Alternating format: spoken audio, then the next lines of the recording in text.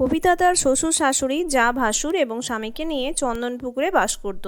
তার বিয়ে হয়েছিল বেশ কয়েক মাস হলো। এমনিতে কবিতা ছিল অত্যন্ত শান্ত স্বভাবের একটি মেয়ে এবং বাড়ির সমস্ত কাজকর্মে নিপুণা। কবিতাকে নিয়ে তার শ্বশুর শাশুড়ি যা ভাসুর খুবই খুশি ছিল। কবিতার শ্বশুর মশাই ছিলেন একটু গম্ভীর প্রকৃতির মানুষ। তিনি বরাবরই কম কথা বলতেন। বাড়ির ছেলেরা এক প্রকার ভয়ে ভয়েই বাড়িতে কম কথা বলতেন।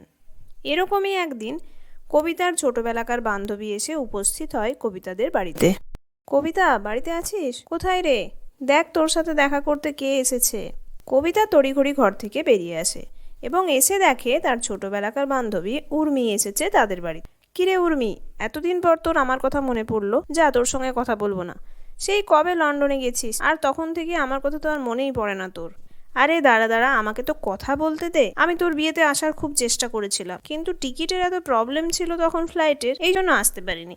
এই তো এবার চলে এলাম পাকাপাকি ভাবে একদম ইন্ডিয়া, বাবার কোম্পানিতে জয়েন করছি। তারপর বল, তুই কেমন আছিস?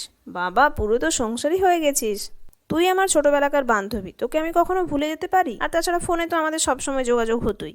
এ বাবা, এগুলো কি ড্রেস পরে এসেছিস? আরে এটা তো আমার শ্বশুর বাড়ি। তুই দেখ আমি এরকম কি ড্রেস পরেছি। এ কি যে করিস না তুই। চল চল, কেউ আসার আগে ড্রেসটা চেঞ্জ করে নিবি। তোকে এই অবস্থায় আবার যদি আমার শাশুড়ি দেখে ফেলে তাহলে কি ভাববে কি কে জানে।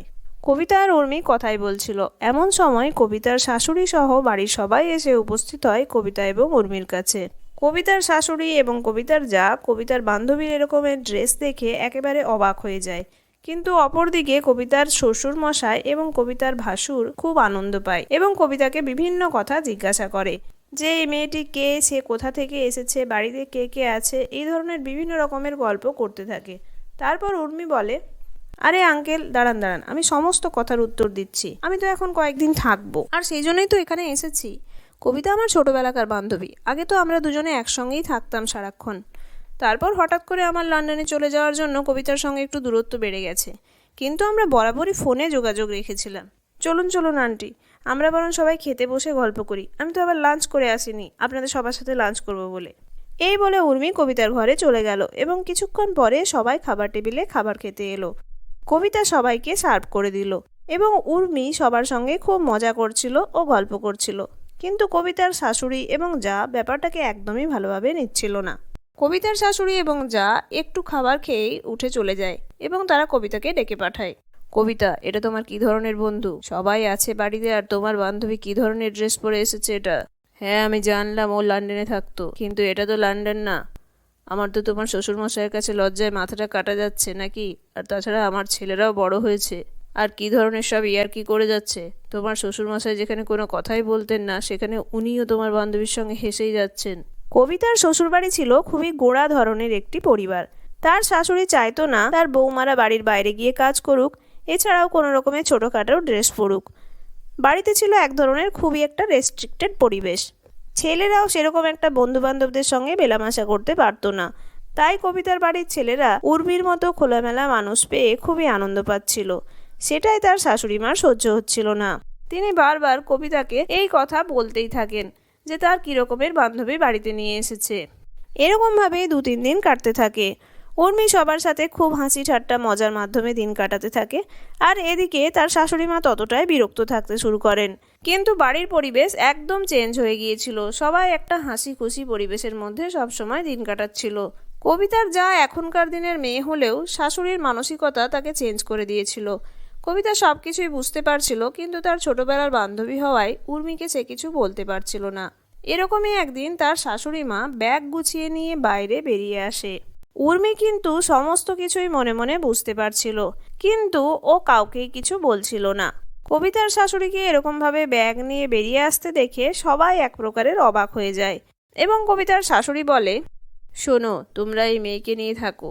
এই মেয়ে বাড়িতে থাকলে আমি একদম বাড়িতে থাকতে পারবো না, তাই আমি চলে যাচ্ছি। এই মেয়ে বাড়ি থেকে বিদায় নিলে তবেই আমি বাড়িতে ফিরে আসবো। বৌমার বান্ধবী বলে আমি এতদিন কিছুই বলছিলাম না। এই মেয়ের এত খোলামেলা আচরণ, এরকম ধরনের কথাবার্তা আর ড্রেস আমার একদম সহ্য হচ্ছে না। আমার পরিবারের একটা মান সম্মান আছে।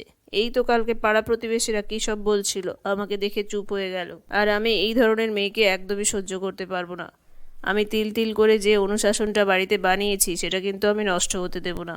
বাড়ির সব ছেলেরা মনে মনে খুব রেগে গেল, কিন্তু যেহেতু তারা মায়ের উপরে কোনো কথাই বলতে পারতো না, এমনকি কবিতার শ্বশুরমশাই পর্যন্ত কোনো কথা বলতে পারতেন না, তাই তারা চুপ করেই থাকলো।